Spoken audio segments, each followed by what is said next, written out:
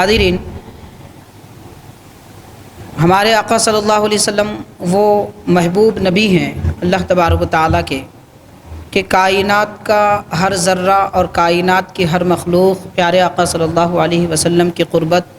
اور حضور پاک صلی اللہ علیہ وسلم کی محبت سے سرشار رہنا چاہتی ہے۔ انسان تو خیر انسان ہیں، جنات ہو، فرشتے ہو، حیوانات ہو، جمادات ہو، سب کے سب حضور پاک صلی اللہ علیہ وسلم سے محبت ہی نہیں رکھتے، بلکہ حضور کے الطاف و کرم اور آپ کی نظر عنایت کے تمنا ہی رہتے ہیں۔ حاضرین، متعدد مخلوقات کی عقیدتوں اور محبتوں کے کچھ گلدستے میں آپ کے گوشے گزار کروں گا۔ ہم اگر آغاز کریں فرشتوں سے اگر اس کا آغاز کریں تو حاضرین باضابطہ روایات میں احادیث پاک میں ہمیں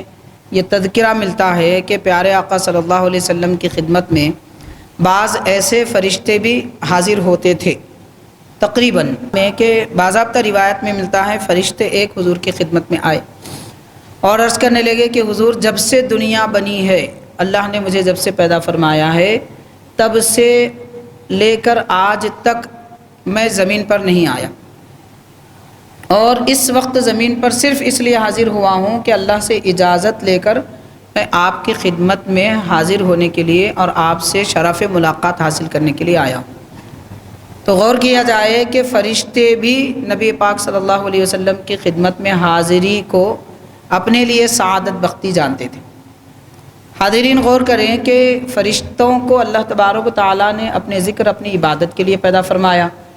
اس کے باوجود کہ فرشتے ذکر الہی سے اللہ کے نہایت قریب ہیں، لیکن وہ یہ جانتے ہیں کہ جب تک سرکار دو عالم صلی اللہ علیہ وسلم کی قربت اور حضور کی عنایت نہ ہو تب تک اللہ کی قربت کیا ہے اور اس کی لذت کیا ہے اس کا پتہ نہیں چلے گا۔ تو معزز حاضرین، بہرحال فرشتے بھی حضور پاک صلی اللہ علیہ وسلم کی خدمت میں رب سے اجازت لے کر حاضر ہوتے تھے۔ یہ ان فرشتوں کی بات نہیں کی جا رہی ہے کہ جو مقرر تھے باضابطہ سرکار کی خدمت میں حاضری کے لیے، جیسے حضرت جبرائیل علیہ السلام۔ جبرائیل علیہ السلام کی تو باضابطہ پابندی ہے اور آپ کی باضابطہ کی ایک ڈیوٹی ہے کہ وہ حضور کی خدمت میں حاضر ہوں، یہ تو ہے اپنی جگہ، لیکن حاضرین نبی پاک صلی اللہ علیہ وسلم کی خدمت میں حاضری کے لیے کئی فرشتے کئی طریقے سے مقرر ہیں۔ جیسا کہ آپ نے ابتدا میں سماعت کیا، میں یہ عرض کر رہا تھا کہ کون سی مخلوق حضور کی خدمت میں کس عقیدت و محبت کے ساتھ حاضر ہوئی، ان میں فرشتوں سے اگر آغاز کیا جائے تو روایات میں ہمیں یہ تذکرہ بھی ملتا ہے، ساتھ ہی ساتھ یہ بھی روایت ہمیں ملتی ہے کہ نبی پاک صلی اللہ علیہ وسلم کی خدمت میں جو لوگ درود پیش کرتے ہیں، اللہ تبارک و تعالیٰ نے دو فرشتوں کو سرکار کے روضہ پاک میں مقرر فرمایا، یعنی حضور کے روضہ انور پر دو فرشتے رہتے ہیں۔ تو جو حضور پاک صلی اللہ علیہ وسلم کی خدمت میں درود اور سلام عرض کرتے ہیں، وہ فرشتے حضور پاک صلی اللہ علیہ وسلم کی خدمت میں عرض کرتے ہیں کہ حضور آپ کے فلاں امتی نے آپ پر درود پڑھا ہے اور آپ کی خدمت میں درود بھیجا ہے، یعنی حضور کی خدمت میں امتیوں کا درود پیش کرنے کے لیے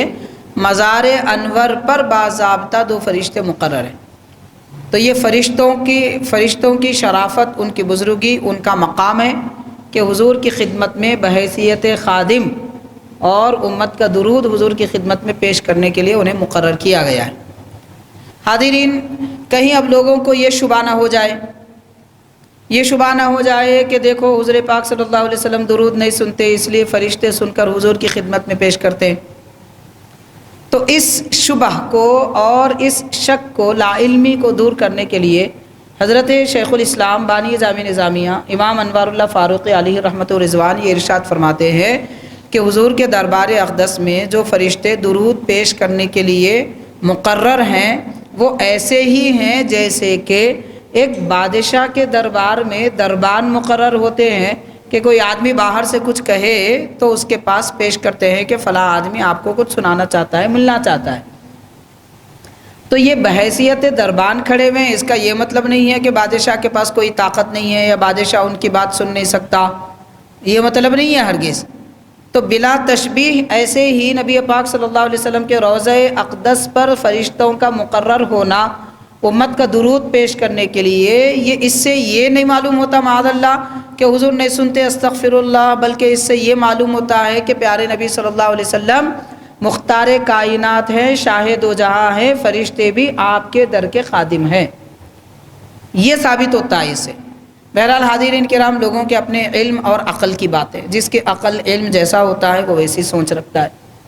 علم و عقل میں صفائی ہو، بہتری ہو، عمدگی ہو تو وہ بات عمدہ کرے گا، اور اس کے علم میں اگر کمی ہو یا کجی ہو، عقل میں ٹیڑھا پن ہو تو وہ ٹیڑھی بات کرے گا۔ بہرحال حاضرین کرام، نبی پاک صلی اللہ علیہ وسلم کی خدمت بابرکت میں 2 فرشتے باضابطہ مقرر ہیں۔ میں عرض یہ کرنا چاہتا ہوں کہ پیارے آقا صلی اللہ علیہ وسلم کی شان و عظمت، مقام و مرتبہ یہ ہے کہ انسان تو خیر انسان ہے، فرشتے بھی حضور سے وابستگی کو اپنے لیے باعث نجات سمجھتے ہیں، اور نبی پاک صلی اللہ علیہ وسلم کی قربت میں حاضری کو، حضور کے دربار میں حاضری کو فرشتے بھی دربار الہی کا تقرب جانتے ہیں۔ اللہ تعالیٰ کی نعمتیں، فضل و انعام فرشتوں کو حضور پاک صلی اللہ علیہ وسلم کے واسطے اور توسط سے ملتا ہے۔ معزز حاضرین، اسی طرح اور ایک حدیث پاک میں آتا ہے کہ دنیا بھر میں ایک فرشتہ ایسا ہے، دنیا بھر میں ایک فرشتہ ایسا ہے کہ روئے زمین پر جتنے لوگ سرکار دو عالم صلی اللہ علیہ وسلم کی خدمت میں درود پیش کرتے ہیں، وہ فرشتہ سنتا ہے، اور وہ فرشتہ سارے لوگوں کے درود لے کر حضور کی خدمت میں پیش کرتا ہے۔ ایک تو یہ حدیث پاک ہے کہ 2 فرشتے مزار انور پہ مقرر ہیں، دوسری حدیث پاک یہ ہے کہ ایک فرشتہ مقرر ہے، وہ کس جگہ ہے اس کا تعین نہیں ہے، لیکن سارے زمانے کے روئے زمین کے سارے لوگوں کے درود کو سنتا ہے اور حضور کی خدمت میں پیش کرتا ہے۔ تو حاضرین، اب اندازہ کیا جائے کہ در پہ درود پیش کرنے والے خادم فرشتہ، جب اس فرشتے کی اتنی سماعت ہے، اتنی طاقت ہے کہ اس کے 2 کان مان لیں کہ انسان کے اعتبار سے، تو وہ اپنے کانوں سے سارے جہاں کے لوگوں کے درود سن سکتا ہے خادم، تو پھر جس آقا کے دربار میں یہ خادم درود پیش کر رہا ہے، کیا وہ نبی سارے لوگوں کے درود نہیں سنیں گے؟ ایسے کیسے ہو سکتا ہے کہ خدمت کرنے والے کی طاقت زیادہ ہو اور مخدوم کی طاقت کم ہو، خدمت کرنے والے کی سماعت زیادہ ہو اور مخدوم کی سماعت کم ہو؟ تو حاضرین، بہرحال اللہ تعالیٰ نے فرشتوں کو بھی مقرر فرمایا پیارے نبی کے دربار اقدس میں۔